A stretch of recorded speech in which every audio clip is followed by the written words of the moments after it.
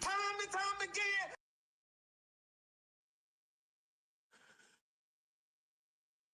What's going on, people? What's going on, people, man? It is Monday, as you already know. It's a sort of a crash out Monday, but we're going to do it a little bit differently here on the Originators. As you already know, you got the terrible twosome, K Styles, aka the Six Man, and the Senator, Mad Mike Sports. And we about to come at you with a very good conversation we have this evening. So,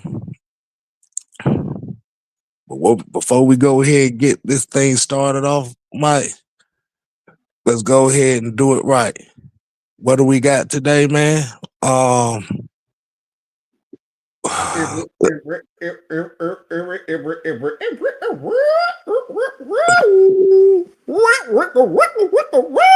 Roll call. and today's roll call, we got Jam, aka Mr. 58 himself, aka the Falcons logistics man of the evening. Yeah. We got Pat Norris, we got Gemini Man, we got Robert Ponder, we got D Sloan, we got Anthony White, we got Sonia, That's my girl. we got Devon in here, Keyshawn Vlad, and Reggie C. 45. Yeah. And we got, oh wow, they pouring in now. Drip LaFleur, Sean ATL, MVM, Austin, Georgia Bully Dog. We got the real Michael Walker, Jerry Bowie. So, all right, man, let's go and get this thing started. Hey, Mike, I got a special song I want to start this show off with. Go ahead. I like to hear them vocals. You want to hear them vocals? Yeah.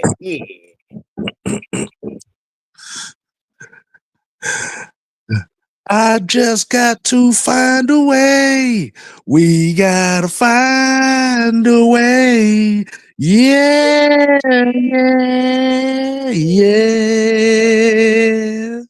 Boy, god damn it, K-Style. That was good. That boy good. That boy good. So we might hear that later. See. If we start adding, that's gonna be the new vocal sounds of K Styles. Every time we do this, that's what we're gonna do. Yes, indeed. I encourage that. I actually encourage that one. That's one of your better renditions right there. Talking about introducing Randy Watson. That boy good. That boy good. Man, as you already know, man. As you see, today's show is once again another Raheem Morris conversation. Unfortunately, I'm sick of everything because we ain't got to know yams in about a month now. Wow, I ain't even think about that. We ain't got to know yams in a month, man. We supposed to be getting to the yams right now. But man, Mike, go ahead, man. What's on your mind, man? What we got for the show today?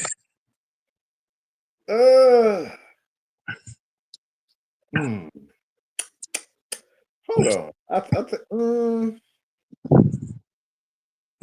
We got to. What do we have? What do we have here? How? I actually asked a question today. Let me see if I can pull it up. I actually asked a question today. So this would be kind of considered a sidebar for the show. Yeah. Okay. Right on.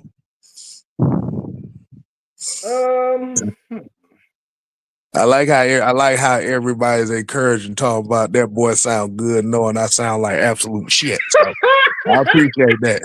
I appreciate the false confidence, y'all. Oh god damn. Oh man. Yeah, see, I couldn't get my yam song because we ain't won yet. No, we can't do that. Mm-hmm. I got a whole bunch of things, but Mm. y'all bear with me. Okay, so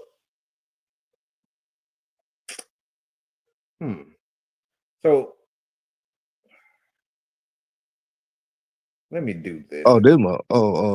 This must be something serious, boy. Because I want to make sure that it's on par with what we already doing. But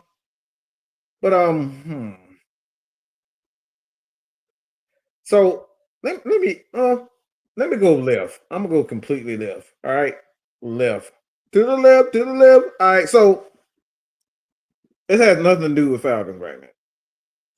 Oh Lord. I saw an interview with Charles Oakley, and in that interview with Charles Oakley, like he got this. I just found this funny in a weird way. I found this funny. All right, and stay with me when I say this, case study. You're gonna kind of get where I'm going. So I saw Charles Oakley. He was saying that Charles Barkley got a big mouth, and he don't like someone with a big mouth. I thought that was hella funny. Cause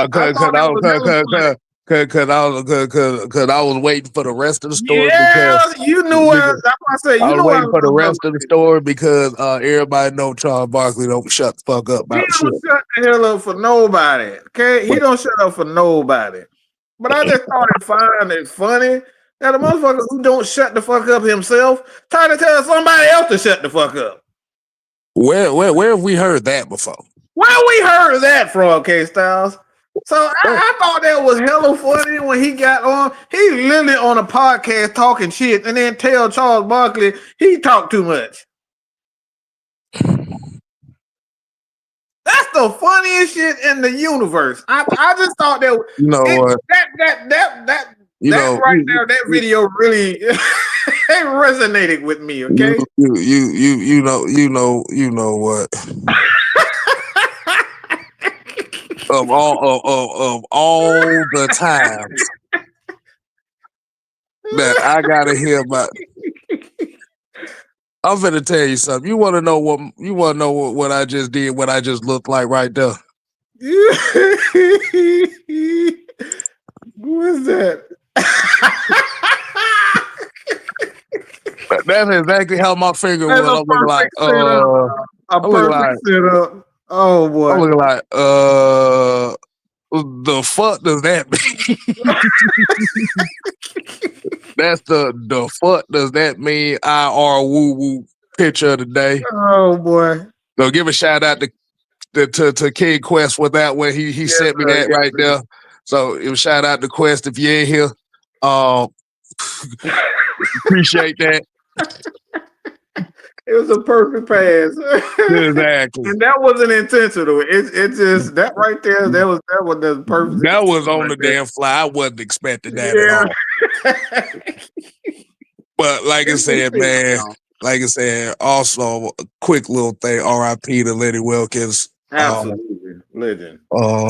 Legendary coach, legendary player. Man. So hey, let's go ahead and get right into the show. That's a shit talker talking about somebody need to shut the hell up. Like, well, you don't get the ironic shit in that. That shit is wild to me. That shit is wild. Exactly. All right, man. So today's episode, man. As you already know, Raheem Morris is kind of the talk of the town of the week so far. Well, yeah, so far of the week. Mm-hmm. And we already know a lot of people are pretty upset that the Atlanta Falcons did not come away with the dub. this past Sunday, 9 a.m. Sunday, by the way. But go ahead, Mike. Explain to the people why we having this talk right here. What's your thought process behind this? Don't kill me, Kel, but you gotta explain. My brain, I wasn't even doing anything, but I had just completely had a brain for it. I didn't hear shit you said. You had a Rahimothy moment. That's what I you had said. a Rahimothy moment. I hear you talking, but for whatever reason, I just started staring in space and I didn't hear anything, y'all. Maybe I did have a Rahimothy moment right there. Okay, so today's episode is Raheem Morris and the Atlanta Falcon fans. I'm interested in that. So pretty much the conversation is, what do the Falcon media and Raheem Morris have in common? Okay, all right. I thought I heard that. All right. I mean, look, this is your subject. I know. Like I said, I have brain farts, man. Y'all gotta forgive me, bro. Like, You don't know how to use your timeouts, nigga? That's what you saying? I sometimes my timeouts is unlimited. Some of them I don't. Sometimes I don't have them. Sometimes they just stand there and look at the wall. Okay, like y'all gotta understand. They don't call me a mad scientist for no reason. My shit is all over the place, y'all. My thoughts are really all over the place. You sitting here staring at the screen. But I was literally just standing at the screen and I heard you talking. I understood what you were talking, but I didn't understand what you were talking about. Okay, so pretty much. Okay, so I'm gonna give my take on something here. I know a lot of people are talking about, Zac Robinson, and Zac Robinson needs to be fired and all that stuff. And I'd say it's very, very interesting now that all of a sudden the new talking point is Raheem Morris needs to go. Yeah. That's the part that I find very, very interesting because. Okay. It's got. Yeah. All right. It came back to me right now. Okay. But believe it or not, Southside, Kev, no, I don't drink, and I rarely, me and Kev very rarely smoke. The only time we smoke is if we literally around each other. That's probably that I'm talking about smoking weed now. All right, I'm talking about smoking. I very seldom smoke. Oh yeah, I'm naturally fucked up. Okay, just so y'all. Yeah, you fucked up. But no, go ahead. No, go finish. No. So pretty much, I just noticed that now all of a sudden, now the popular thing to say is Raheem Morris needs to be fired. What is interesting is, and what I'm talking about is I'm talking about around the Falcon spaces. Yes. All of a sudden now. Yes. See, yes. I will see. What's very interesting is I was told that I was brainwashed, or what's the other popular term, that we were coons because of our takes of Raheem Morris. But it looks very interesting that a lot of the Falcon spaces and media are started to turn to that talking point of he needs to be fired. So whoever's saying that's looking at this right now, are you gonna say that about everybody else, or is that just reserved for us? I'm just saying. I find it. See, the thing is, for me, I'm used to it. Like I'm naturally off. Okay, I'm just naturally off. I'm a weird. I'm very weird. I can be off at sometimes. I at times. So fuck y'all in that chat. I'm actually very normal. This is me being not in the situation. This actually is more normal than me. Like you would think me not being in the conversation is odd, but me not being in the conversation or not knowing what's going on a lot of times, that's actually normal. Them motherfucking head goes every which way direction. I really am. So this is actually normal for me, y'all. But we were for what 2 years, going on 2 years. Right. 2 years, people said that K Styles. Like I said, I did the reaction to my original take on Raheem and Arthur Smith. I did the reaction to it. So if you guys can, if y'all want to see it, it's there. Oh, right. We've been saying this for nearly 2 years now. It's going on almost 2 years when we hired this dude. Mm-hmm. And people say we've been negative, we weren't being supportive of the brand, and Arthur Smith wasn't the man. And then it was before when Arthur came in, it was, man, we need to stand together with the team and the coach and be supportive. Fans said it. The players said we're gonna play hard for Arthur. And then by the season end, like y'all end up turning on him. The players didn't want to play for Arthur no more. And then now we got Raheem. All this shit that we said about him from day one. Day one. I wasn't buying this bullshit. Day one. Me and K-Style wasn't buying this bullshit. Most of us wasn't buying this bullshit. We would call negative, coons, and all types of shit. Now those same motherfucking content creators, y'all know who y'all are. I ain't got to say shit. So if you hit, you holler. All right, go ahead. I don't give a fuck.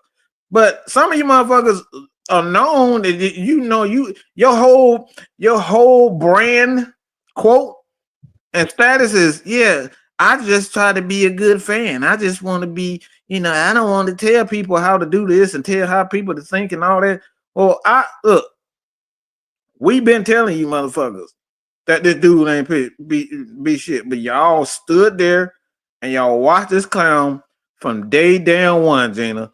Day down one. You gave $100 million to an injured quarterback and then turn around and drafted one. Okay, let me say it again. You gave $100 million to a quarterback and then turn around and drafted one. The same fucking year, right? Did I get that right, Gail? About a month apart, yeah. So we gave $100 million, turned around, and drafted one in the same year.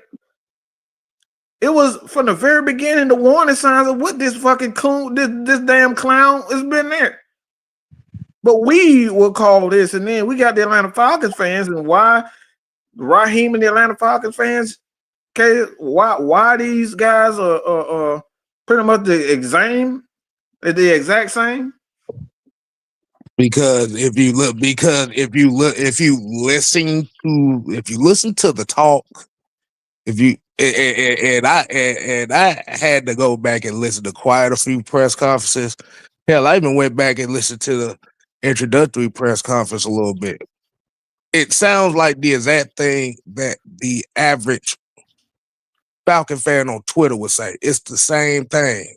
Mm-hmm. That's why I said Raheem is what a lot of Falcon fans see themselves as. And like you said, when you're using terms like I'm only here because the Falcons didn't get their quarterback situation in check. Yep. And saying stuff like I said, we're only one quarterback away from making the playoffs and we're outrunning the South. Yep.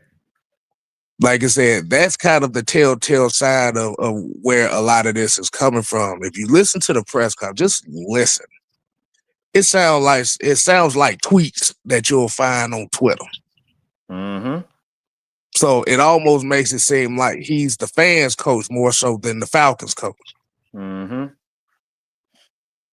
What's your take on that, Mike?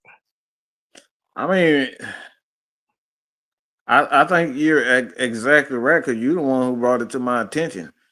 Like you just look at everything that he said. Like we always ask questions around here to try to understand why you say certain things, why aren't you doing certain things.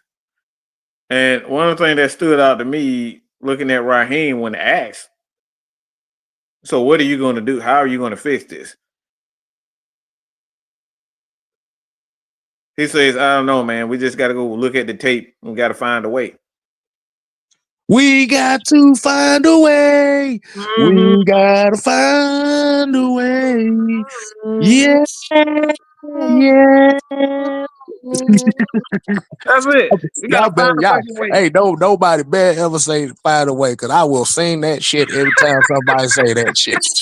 That's it. We got to find a way. Okay. So, yeah, you done started some shit. Oh man, I'm saying, I'm like, look, shout out to Lenny Kravitz, boy. That's my shit. That's Yes, my jam right indeed. there, boy. I actually bought his first album. I bought that Oh album. Yeah. shit, yeah, I fuck with Lenny Kravitz, boy. When he did that American Girl remix, that Yeah. American Woman, when he did that American Woman remix, Yeah. yeah. Stay away from me, American woman. Mama, let me be. Well, come on. Don't come knocking around my door. I don't want to see your face no more. Mhm. Yeah, that's my shit, y'all. So like I said, I bought that, but what the hell were you talking about? No, we was talking about Raheem Morris and Oh, oh, his yeah, Twitter yeah, quotes. yeah, okay, yeah. So you just look at the statements that he's saying, like those when he say that all the time, man. It's like we got to find a way. We got to go look at the tape and we'll figure it out. But you see the same shit every week. But it's like these fans when I've been asking for 2 years. I just asked them. I just asked them one simple question, and they beat around the bush. They turn around and they say this and they say that. I ask people, look at. I say, what is he good at? I've been looking for that answer for the last 2 years about him. Everybody that's been on this platform, anybody had said that Mike, why are you hating on the black man? I say I ain't hating on shit about him. My thing is, I'm asking you a simple fucking question. Why are you following him around? Why are you following him around? You can't even tell me why you following him around. You can't even tell me what you believe in with him. It's the same watered down bullshit. Well, the players say he's good. What the fuck does he do? What is he good at? What has he ever done to be able to get this position? And that's the same. This is the same shit that he does. When the media asks him questions, he say those same watered down bullshit. K-Style, we gotta find a way. Yeah, yeah, yeah. That's it. You gotta find a way. You gotta find a way, bro. Hey, DeAndre with the $5 said, until Terry hire his old coach, we gonna be whack as a team. Bro, like for real. Lord.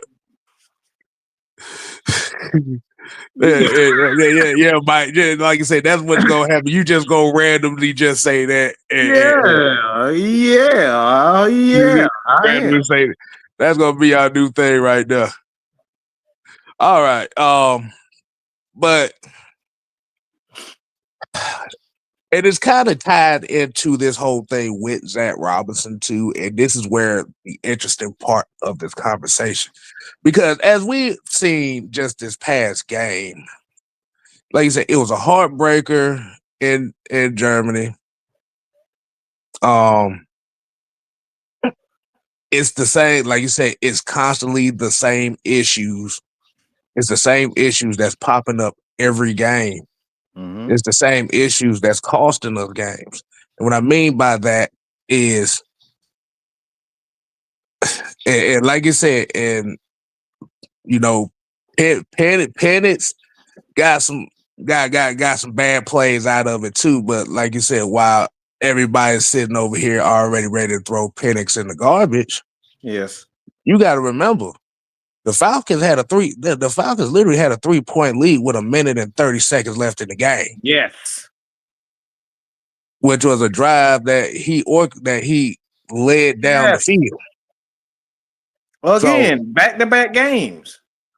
Like I said, why does that sound familiar? Who's done that before? Well, why people watch the show? Why does that sound familiar? A quarterback leading in the fourth quarter in clutch moments, and then turn around the defense, give it back. What does that sound like, friends? Who does that sound like, friends? That sounds like somebody we used to know. Yeah, Jerry Lloyd with the $10 saying you take a 3-point lead, then you know your special team is being ran through. Why you don't tell your kicker to kick it in the end zone? Yes. Man, look, come on, man. Look, bro. Special teams looked like absolute garbage yesterday. That was one of the worst special teams performances I think I've seen in a long time. And the week before wasn't that great, but this was just bad. It's bad. Like you said, you can't be having your kick coverage and you got Indy literally on average starting at their own fucking 45-yard line. Like I said before. And with hold on, I just had about 3 thoughts just going in my head right there. Hold on. Like I said, like I said, after the Colts, Jonathan Taylor scored on an 83-yard touchdown run, in which Caden Ellis himself said that they loafed on the play because they thought the play was already dead. I don't know why? Well, I kind of see why, because David Onyemata didn't make the tackle. But from that standpoint, with them being down, like you said, you score a touchdown, then you get a 2-point conversion to put the Falcons up by 3. Mm-hmm. Did Michael Penix really have the greatest numbers in the game? No. He threw for less than 50%. I know. Mm-hmm. The defense did the defense do what the defense normally do: 7 sacks, 2 takeaways. You know that. Mm-hmm. But the reason why people are still defending Penix right now is because of that of that drive for them to take the lead. Yeah. We've seen that a lot so far in his young career, and that's why those that want to throw Penix in the garbage, I don't know if you want to do that yet, because we don't want to end up like the Cleveland Browns, because it sounds like y'all want to be like the Cleveland Browns. Mm-hmm.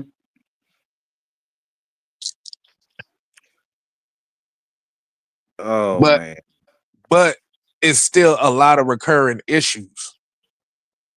It's the too many men on the field penalties. It's the blowing timeouts for no reason. It's not using timeouts to get yourself in a bad hell. You had a 3rd down stop before halftime. You use not now one timeout to at least try to sneak in a field goal or something. Mm-mm.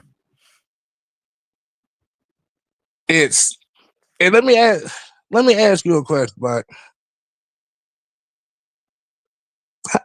how do you feel about Zac Robinson?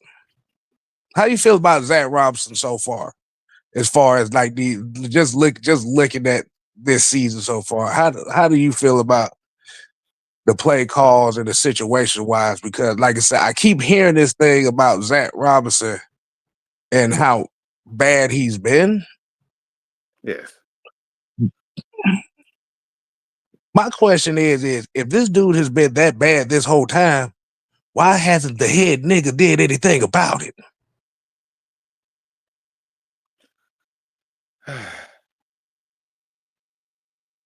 Well, my honest opinion of Zac Robinson.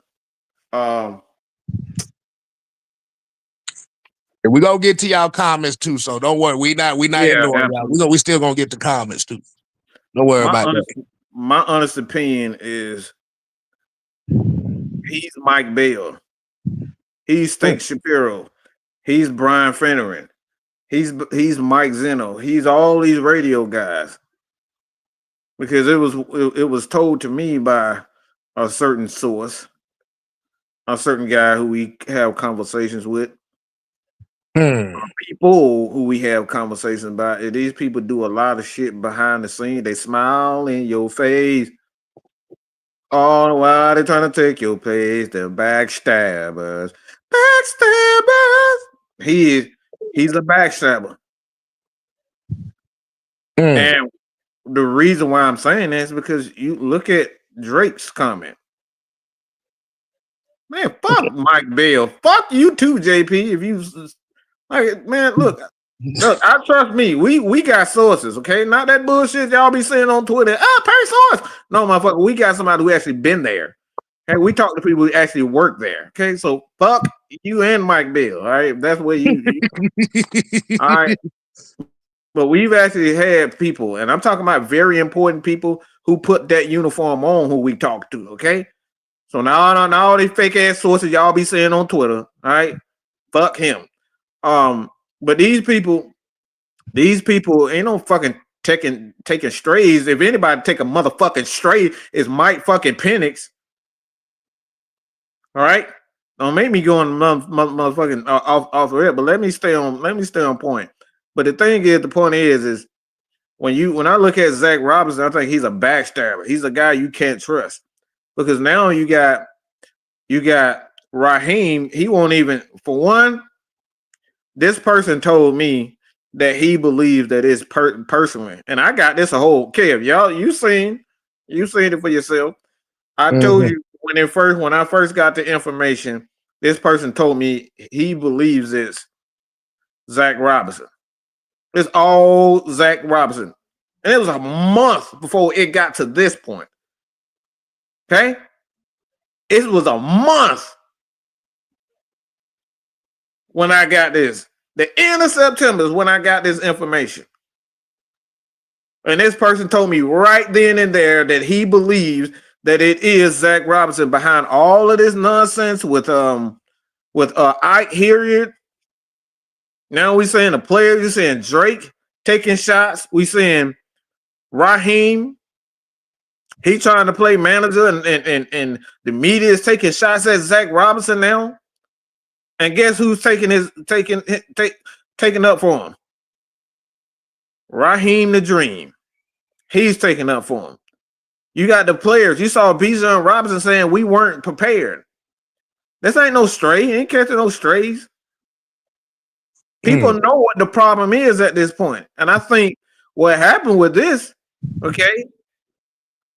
What happened with this is Drake London coming out and saying this confirms that Ike Hilliard was the first one to speak up against Zac Robinson and his route concepts.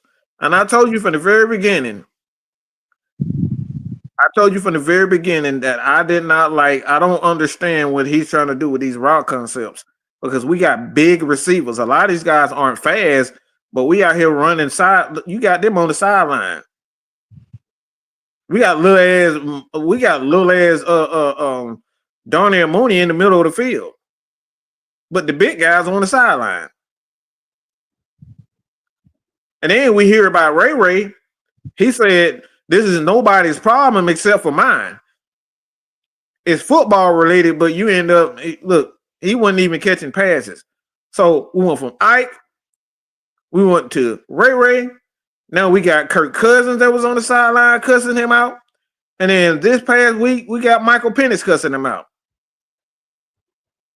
So all the signs is there. What the problem is the Negro on the left.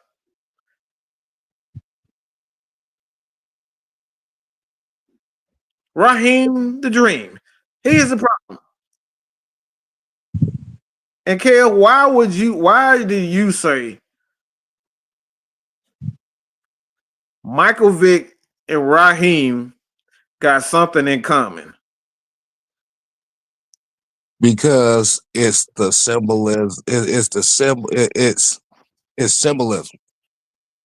It's PR.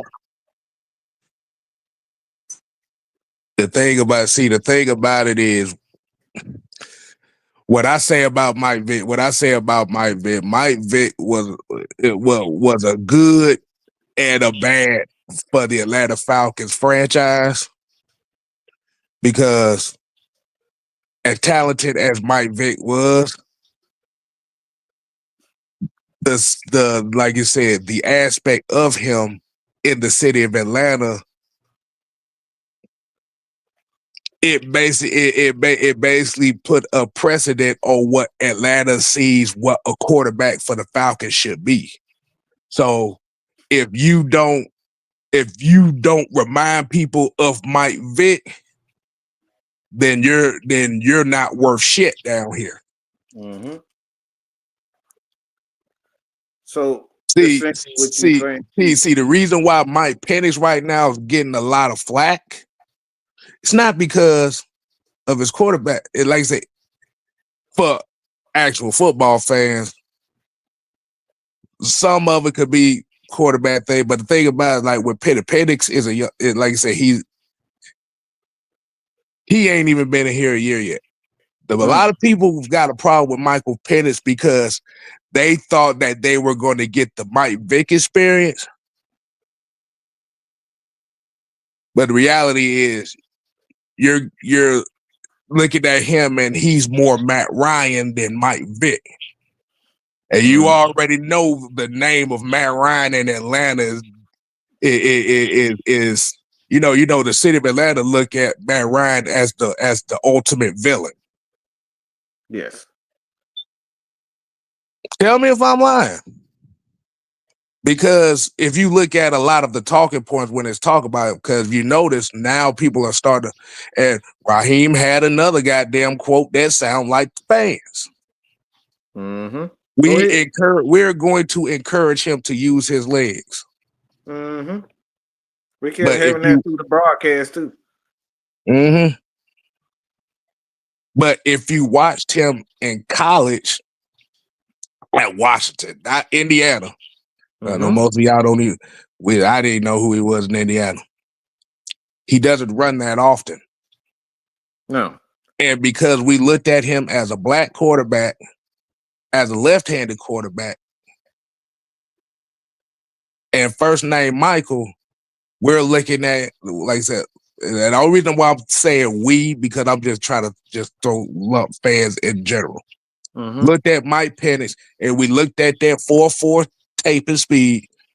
Everybody was expecting Mike Vick, but you ended up getting Matt Ryan, and that's what got these people pissed off about it. Yes.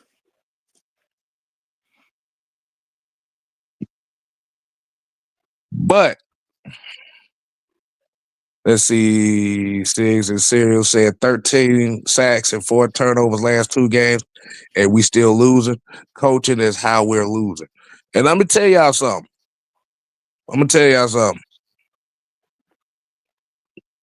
Raheem, as much as we want to see Zac Robinson fired as OC, I'll be honest with you. Raheem Morris's reputation will not allow that to happen. Not during the season, anyway.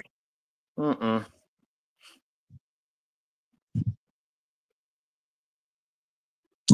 I need to say that again? Yes. Zac Robinson's job is safe so far this season because Raheem Morris's reputation allows it. You want to know why I say that much? Please inform me, because I don't get it. Okay. So just think about this. It's 2025, right? So we're just looking at 2025 in general. Jimmy Lake gets fired at the beginning of the year, right? The defensive coordinator that he brought in, Ike Hilliard, wide receiver coach, guy that he brought in. Yep. fired 3 weeks into the season. Mm-hmm. So you've already fired 2 coaches in the same year. Yes.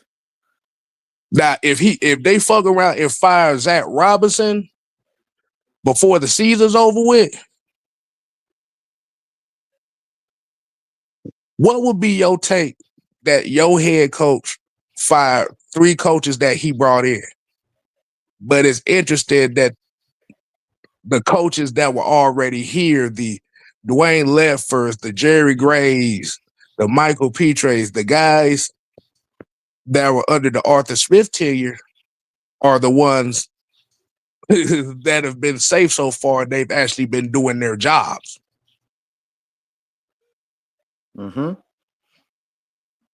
So how would you feel? How would you feel about your head coach knowing that two guys that he brought in and a possible third might get fired under his tenure? What would you think of a coach like that? First thing I would want to know, what the fuck wrong with him? What is wrong with you? If everybody under you has gotten fired, what is wrong with you? Something got to be wrong with you. There has to be a negative when it comes down to you. Because everything you touching, you either control freak or you just don't know what you want to do. Because the interesting thing done happened today. Same thing that happened when he was here. There are habits and their habits when it comes down to it. A guy that used to be our head coach has done a thing, K Styles. Go ahead, And that guy who used to be our head coach and Dan Quinn, guess what he did today? What happened? He took play calling back. Dan Quinn has said that he's going to be calling plays for Washington. That sound familiar? That sounds like 2018. Mm-hmm. That was 2016 also. Remember, they fired Richard Smith early in the season.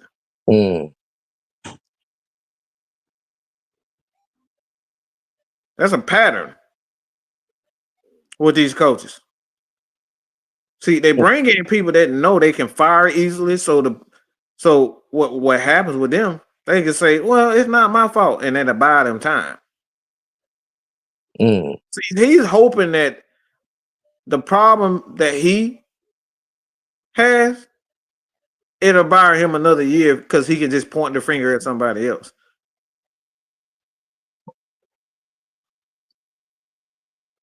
Because they didn't have this, Dan Quinn didn't have this issue last year with the defensive coordinator. All of a sudden now they playing, they bad. Now he want to say, you know what, we too bad. I'm gonna be I'm gonna call plays now. Raheem did the same thing last year. He did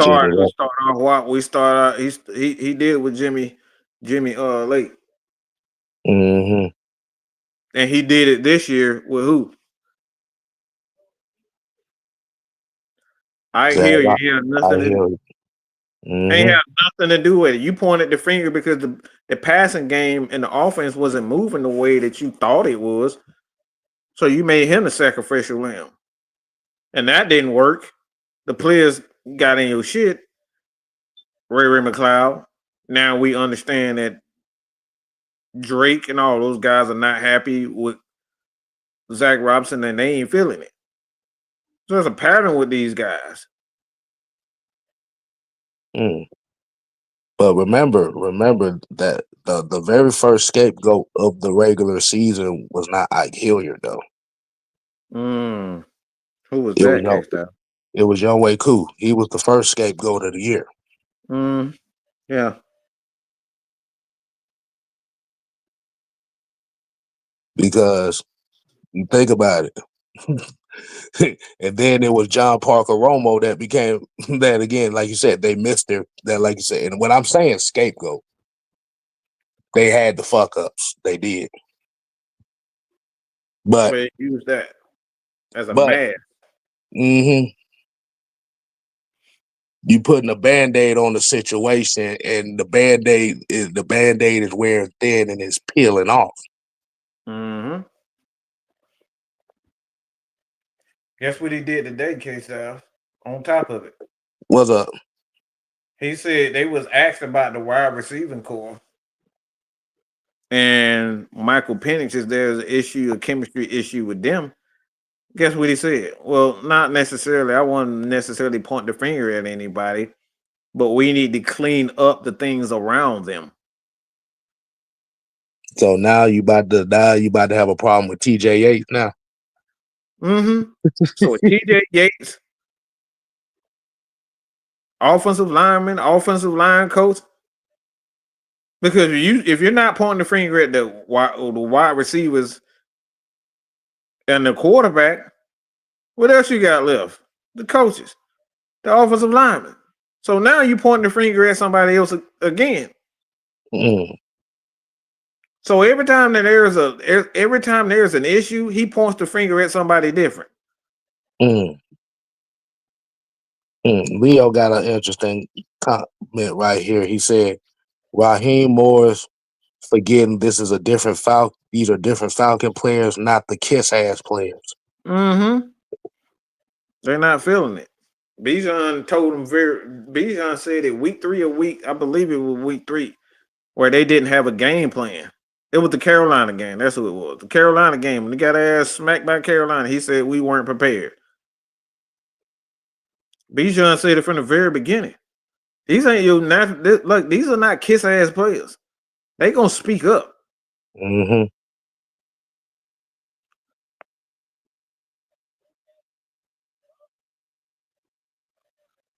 And we got one right here. It said it didn't make any sense. These things weren't an issue of the first 9 games last year. Mm-hmm. I'm gonna actually be honest with you. We kind of went back and looked at it.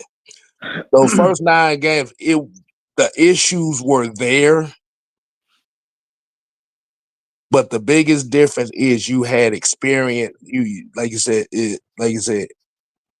they were there. I'm gonna just say that they were there. But we were able to capitalize on certain things, which kind of masked it. See, right now, what's going on here is basically everything is not going. We're not winning, and we haven't adjusted. And the Falcons haven't adjusted on anything. You lose 4 games in a row, literally the same exact way. All 6 of our losses literally came in the exact same fashion.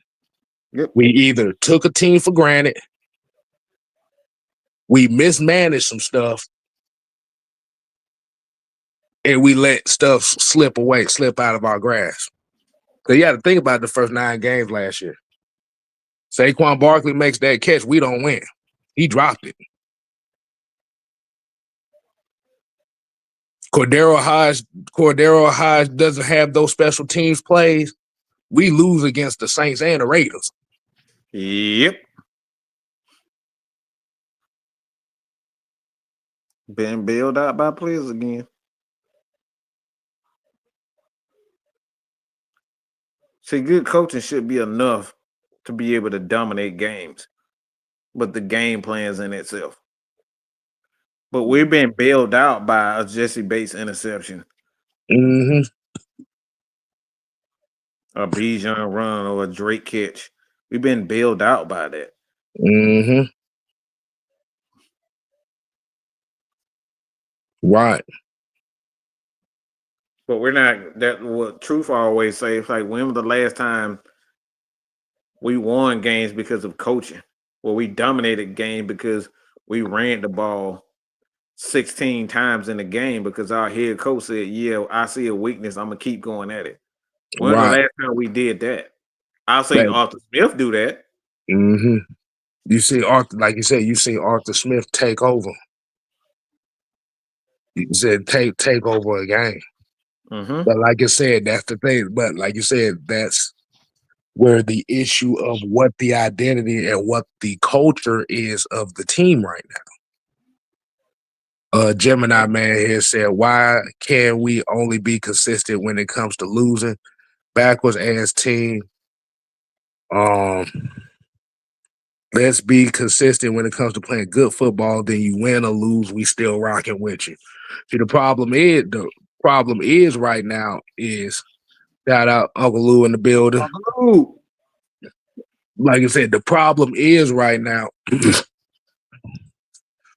is, and I think I had to give shout out to the people yesterday because it was Keyshawn, it was Keyshawn, it was John, it was a lot of people on that postgame show yesterday that was pretty much stating that it seems like the Atlanta Falcons are trying to run away from the identity of the team. And it makes sense because the run game identity isn't Raheem Morris. That identity is Arthur Smith. Yes. Let me say that again. Bijan Robinson, Tyler Algier, the offensive line, Kyle Pitts, and this run game. That's It's all identity. That's the identity that helps this team win games. But guess what? That identity is tied to Arthur Smith and not Raheem or Zac. See, what made the greatest show on turf great is wasn't because they passed the ball. When they needed to run, they abandoned the pass. They just fed the beast, fed Marshall Faulk. They fed Joseph Dye. And the coach, they fed Joseph Dye. They fed Israel James when they needed to. See, that's what balance is really about. When something is working, Peyton Manning just said, all right, we're going to keep on handing the ball off to Israel James until they stop it. Peyton Manning would literally do that in the middle of a game. Why? This is why I put out a rant. Like I said, you guys can check me out on Instagram, Matt Mike Sports on Instagram. I'm going to put a lot of our takes in there also. But, like, this is what we're seeing. I don't see the quarterback. Now, I used to see that with Matt Ryan. Matt Ryan was like, he would see a weakness in the defense and he would literally check to a run.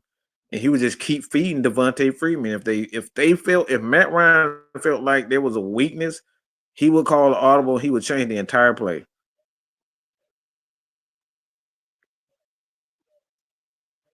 These are the things we're talking about. And this is why I literally want to punch people in the face. I literally want to punch Mark Zeno and all these guys that keep talking about Michael Penix as a bust. You people are fucking retarded. Because Matt Ryan was not great in his rookie year. Peyton Manning wasn't great in his rookie years. Hell, the majority of the quarterbacks wasn't that good their rookie years. Like I say, it's ever so often that you get a Cam Newton type rookie year. Mm-hmm. It's very seldom that you get a CJ Stroud type rookie year. Mm-hmm. Like you said, on average, Michael Penix right now is doing exactly what you would expect as a rookie quarterback. But guess what these guys are saying on Twitter, the Mike Bills and the Zenos? How could you dare? How dare? The crazy that they saying this shit now, because it goes back when we talk about about Matt Ryan. You people couldn't wait. Mark Zeno's they were making shows after show after show saying we got to get rid of Matt Ryan. And now when we put the numbers with Mike Penix next to Matt Ryan, you say, how dare you compare Michael Penix to Matt Ryan? Where the fuck that come from? You guys couldn't wait to get Matt Ryan out of here. You had shows after shows after shows after shows. Y'all had all these bird game motherfuckers on y'all calls coming out just to talk crap about them. You people did it. I listened to the radio back then when it was just y'all would just bring in a whole bunch of Matt Ryan haters and have them talk and drive the narrative that Matt Ryan need to be replaced. We need to bring in another Mike Vick. Y'all did this. Now all of a sudden, Michael Penix got the same numbers as Matt Ryan through 10 games. Damn near identical numbers. But now you want to say, how dare you compare these guys? Huh? Now you appreciate Matt Ryan? That's really interesting.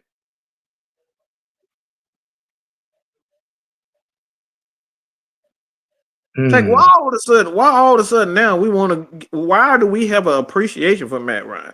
That's what I want to know.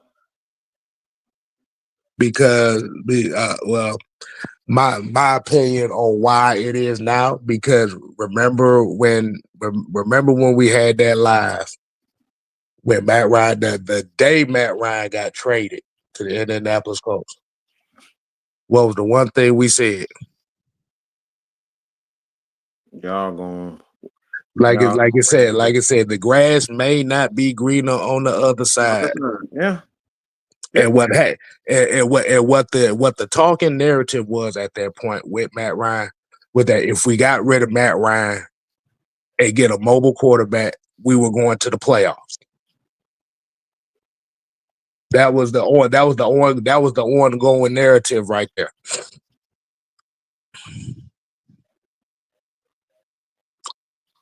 Then we fucked around and got a mobile quarterback, but this mobile quarterback couldn't throw the ball worth a damn. Mm-hmm. So now it was, man, we need a guy who's a comparable quarterback. All right, we go to Desmond Ritter next. Mm-hmm. You thinking that you may have that combination of both, but you find out that mentally he wasn't strong enough to handle the criticism and the adversity at that position. Mm-hmm. So you turn to Taylor Heineke. Yes. Taylor Heineke showed you who the fuck he was. He was a journeyman for a reason. Mm-hmm. Then you play Logan Woodside. We already knew what the fuck that was, so ain't nothing to really talk about that. Now you bring in Kirk Cousins, and you're thinking you need the experience at that position, a guy that's going to put up numbers. Did that. It was going well, and then the wheels just fell off. And then you turned into the next guy, which is Penix, because everybody wanted them to draft a quarterback. And they wanted that, and they wanted the next young pup to come up, and that's Michael Penix. So I just tailed off from Matt Ryan, Mariota, Ritter, Heineke, Woodside, Kirk Cousins, and now Michael Penix. These motherfuckers don't know what they want. They don't want anything. That's the honest truth. Y'all don't want anything. We've literally seen, and this was the one thing that I was afraid of. We've literally seen 7 quarterbacks play for the Atlanta Falcons since 2021. Yep. That's 5 seasons. We've seen 7 quarterbacks throw passes for the Atlanta Falcons since 2021. We've literally started since 2022 a new starting quarterback, a new opening day starting quarterback every year since 2022. See, why you say that? Why is it appreciated? Because now people don't realize, nigga, you can't take that shit for granted. We didn't build the team the right way. And guess what? And guess what? The Falcons now have the defense that we've been waiting and cramming for years. When you got Brandon Dorless with 3 sacks in 2 games. You got Jalen Walker here making plays. You got James Pierce getting a couple sacks here and there. You got Ebba Katie got the crucial sack in this previous game. Yeah. but we got an inconsistent offense. The team is never complete. And what's happening now is, and why the fans are really crashing out right now, because just from this past season and off season, they got everything. They got almost everything they wanted. You wanted pass rushers out the draft. You ended up picking 2 of the top 5 pass rushers in this past draft. Yep. You got a guy from Georgia. That's what y'all bitched about. You got that. Mm-hmm. You got Michael Penix. Michael Penix. Starting, like I said, starting quarterback. What you wanted. I think that's all what we wanted anyway, because we already knew Kirk Cousins kind of wheels fell off on that. Yes. The only thing the Falcons organization did not do for this fan base was trade Kirk Cousins. That was it. And now that they got everything that they wanted and it still ain't working, nobody has anything to turn to.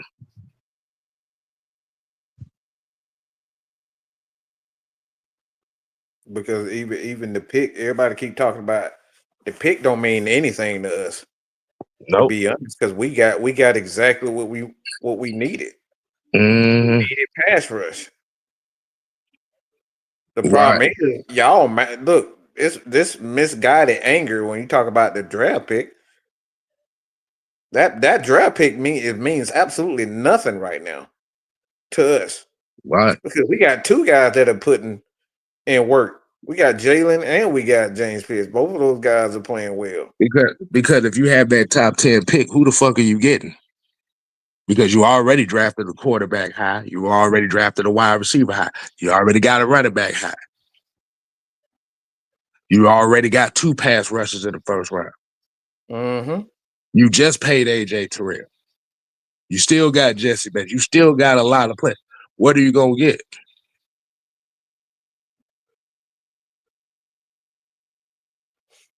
Yeah. So all this worked out for the Falcons. Mm-hmm.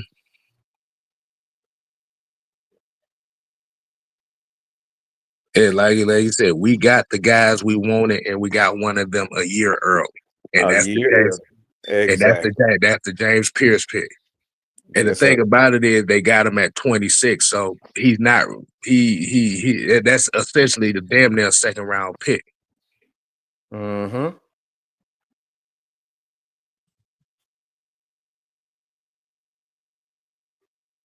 But the reality of this whole situation is we're looking at this team, and this team is falling below X. See, the problem is people thought this team was going to the playoffs based on the power of friendships and media satisfaction.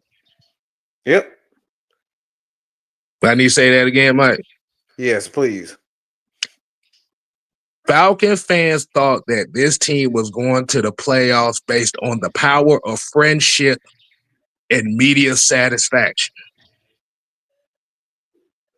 Why is that, K-Style?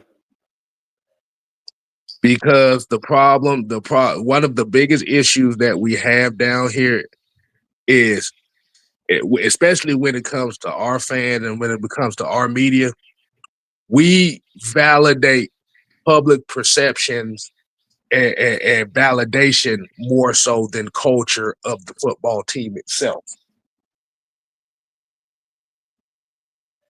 Because when you ask what the Atlanta Falcons is, what is the Atlanta Falcons? Mm-hmm. We know what the Atlanta Falcons need to be.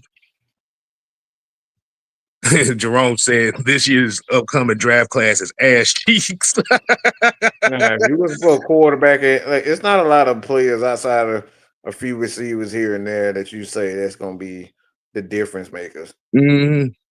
And JP, you stop your bullshit. Don't even ask me no motherfucking question about are we in the playoffs? Like, I'll gladly answer that question. He said, go ahead, do you not think we're good enough to get to the playoffs? Our biggest problem is we kill ourselves. We basically destroy ourselves in these games. We got the team to do it. But the problem is, do we have the leadership that's going to get us there? Like I said, playoff teams don't have too many men on the field penalties every game. Not getting the plays in every week. Mm-hmm. And like you said, you don't have play calling problems where you're sitting here damn near getting a delay of game penalty almost every game. Be out of the huddle with 9 seconds left on the clock. You're not a playoff team if you're sitting here missing tackles. You're not a playoff. Playing You're not. guys you know damn well is getting smoked, but you're so adamant and believing in the player that you can't realize and recognize when he just needs to be benched. Mm-hmm. The problem, like you said, the thing is, the thing is, we are 3-6 right now. The Falcons are 3-6 right now. The margin of error is over. Mm-hmm. That's done. It's the margin of error over. They can make the playoffs, but they literally have to win the rest of their games just to do it. They literally have to win. They can't lose no more games if the Falcons want to make the playoffs. Now, this is quote unquote one of the easiest parts of the schedule. Where you got Carolina, you got deal with New Orleans twice. You still got Tampa Bay, you got the Jets, you got the Cardinals, you got the Seahawks, and you got the Rams.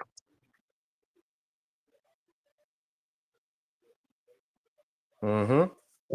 Here come Mr. Bean Pie himself. But I'm glad he's here.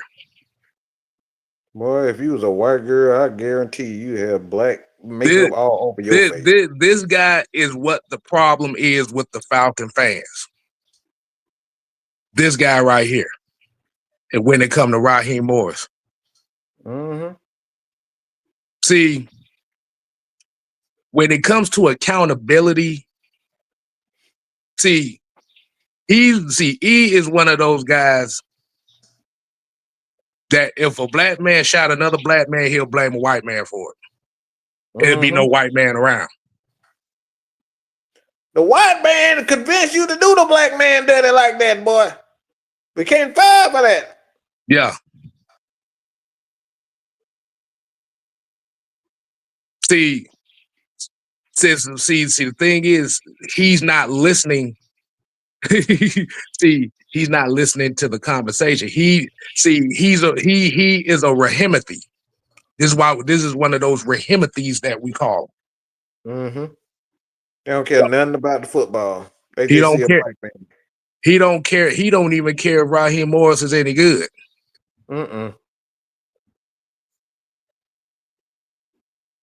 Because this conversation, we are explaining why the criticism is here. We're explaining why the inconsistencies are here. And like I said, you could be all mad and pissed off at us talking about Raheem Morris, but the reality of it is, hold on. Let me ask you a question. Because I don't never see you around anybody else's live talking about this shit right now.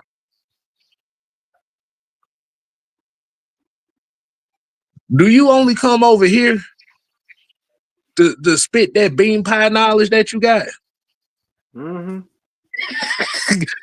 Leo, shut up. We not doing that.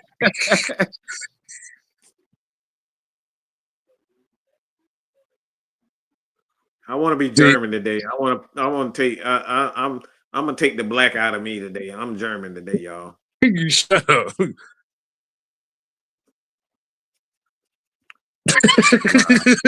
Drama, shut up. He talking about the lesbian. But E is the biggest issue. One of the biggest issues why Raheem Morris gets the passes that he do.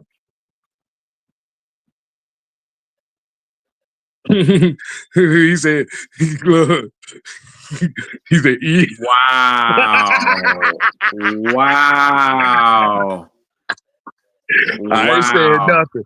I ain't saying nothing. Wow. That is interesting right there. Good God Almighty. We're actually gonna look into that. We're gonna look into that because if that motherfucker sitting here paying $2 to talk fake woke hotep shit, I appreciate it, but that's fucking hilarious. But like I said, y'all thought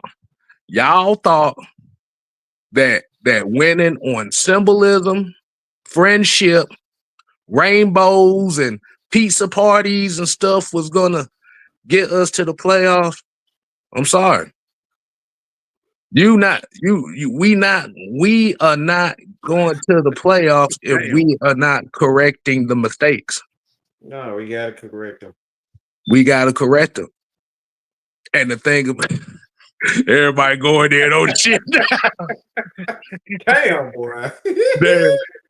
Oh my God.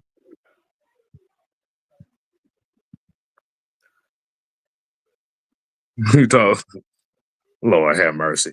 And the only reason why we highlighting it because he paying, so because y'all notice he doesn't say it in the chat. He makes sure it's a super chat, so we read it. Yep. Hold on, where that? Where? Hold on. I'm trying to get to it. There you go. Hold on. Why can't I get to it? What? Oh, yeah. He said, "I'm tired of y'all hating on black coach." Hold on. Let me do this. He said, "How do you hate on black coaches? How about give Raheem coach? How about giving Coach Prime a chance if y'all hate Raheem?" Deion Sanders is not part of this conversation. And first of all, the very black coach that you clapping for fired black coaches to hire white coaches. Woo. Let me say that again. The very black coach that you capping for, fired black coaches to hire white coaches. Who that is? Jeff Obrecht. TJ Yates. He fired 2 Negroes, okay? He fired 2 brothers to bring in 2 white coaches. Smile what you got? What? Look, hold on. Come on, E. Tell me if I'm wrong on that. Smile in your face. All the honors gonna take your place. The backstabbers.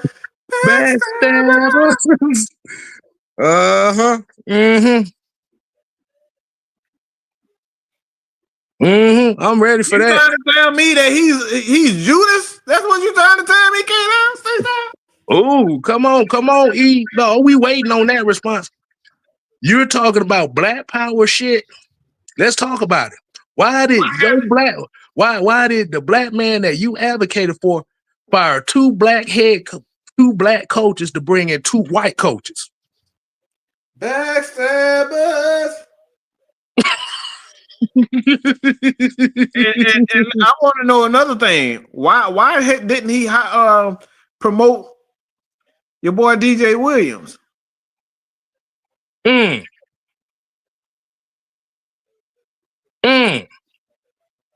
Come on, E. Come on, E. We waiting on you now. The people waiting on you now. See. We're giving you your 5 seconds of fame. So come on, E. We waiting on you. What do you got to say about that?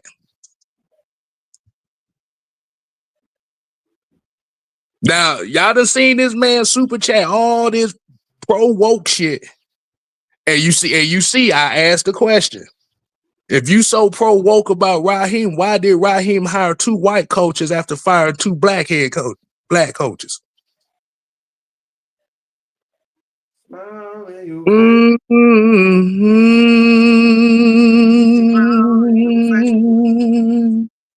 See, he didn't think anybody was gonna pull that out. Nah, nope. No, they never think that. See. The thing was, he was so focused on trying to call us coons and stuff. He said, "Move."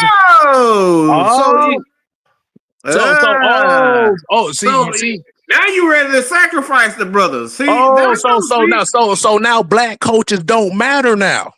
You can Oh, step on them. You can step on them. Step over them, just like we thought. So yeah, he is one of those fake woke motherfuckers. Exactly, boy. There you go. Right into it. Yeah, y'all see that, right? He said black folks must be sacrificed to ensure his longevity, but he's holding his longevity to a white man. He, aka Zac Robinson. So backstabbers.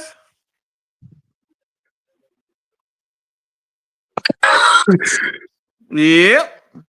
See, you see, but you see how pro-black he is, right? He said only the black head coach matter. All the coaches under him don't matter. Yep.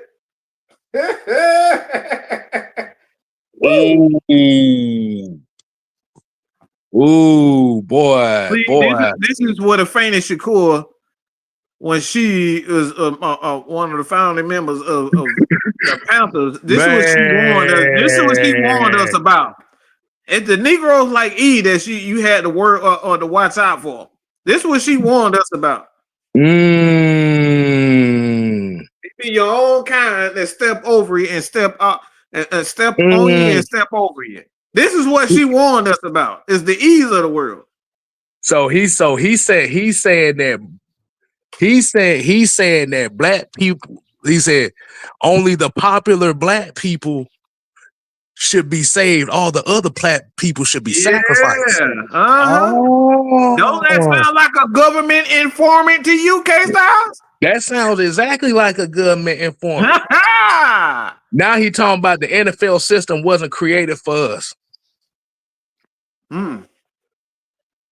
So if it wasn't created for us, why we got to get rid of a black man to make it even more? But you see what he's doing. See, but y'all see what he's doing now. See, he didn't answer my question. He's deflecting from it now because he ain't got an answer to that. He talking about the NFL system wasn't created for us.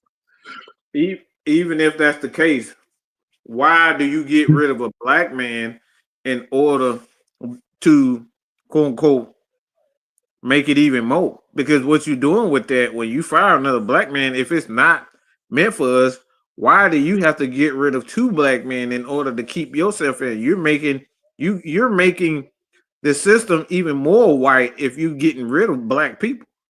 So you're doing them a favor by getting rid of black people. Smile in your face. JP said, boy, we get deep. The rabbit hole is getting deeper. Yeah, he wasn't expecting that argument to go down this way. He don't think we smart. We don't think we read. He don't think we do research. He don't think we watch documentaries. We don't think he don't think any of that. And like Drip LaFleur said, now he's talking in parables now. Yeah. Because I asked the one question that he couldn't answer. Well, because we pretty much got finished talking about what we wanted to talk about. So, like I said, we just having fun calling out this dumbass shit he coming with. Smile in your face.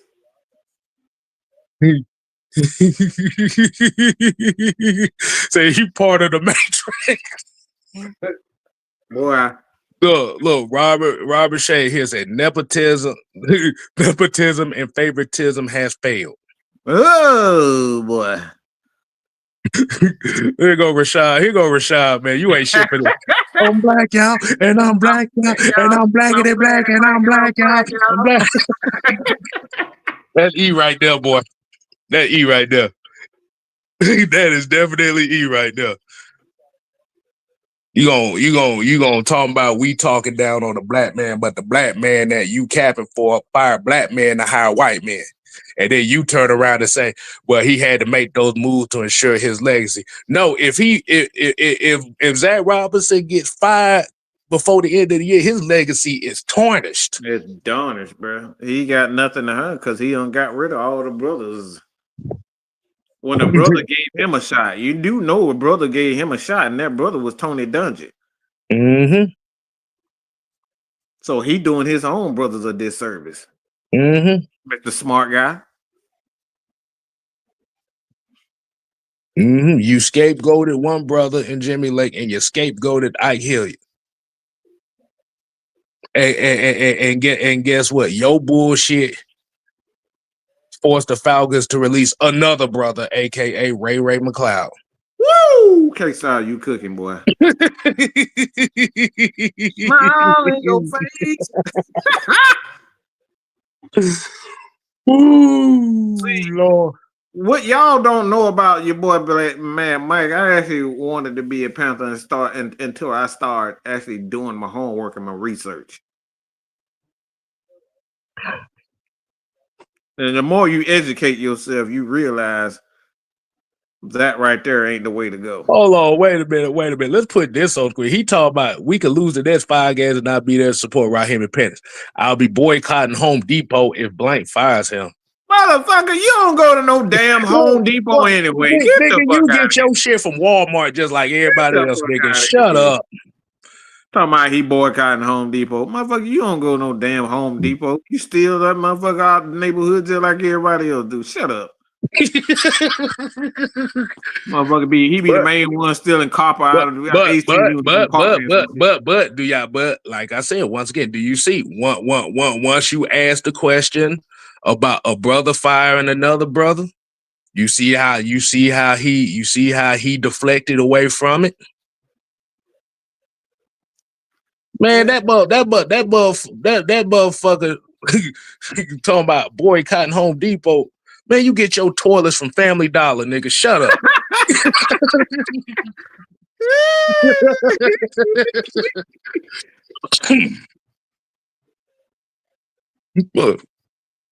Motherfucker talking about, I'm finna get these new curtain rods. I wonder what Dollar General got. Talking about boycotting no damn Home Depot. Nigga, ain't nobody boycotting shit around here. Get the fuck out of here. It said Terry Lawyer say he got that you look marvelous idea. It's better to look black than to be good. They talking about he shot at Trader. You know about.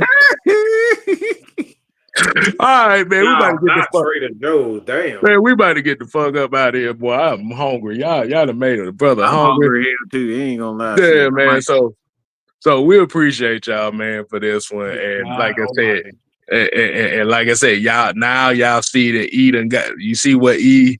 So if y'all see that motherfucker in this chat, you already know he on that bullshit. So until next time, people, we here to play. No. We here to stay. Oh yeah, dig it. Hold on, Austin Jordan, but he said, man, I just watched Coach Ross presser and dude straight up said no changes being made. Why we surprised at this point? Yeah, Austin, look, it doesn't surprise me at all. Wow. We ain't doing that this time. We ain't gonna do that this time. We gotta say we saving that one for late. We saving that for later. Yeah. All right, man. We out. Oh my God. Y'all hilarious, man. Y'all we love y'all, but like I said, like I said, that's not gonna be on the Originators. You gonna see it soon. All right, people, we out. Peace.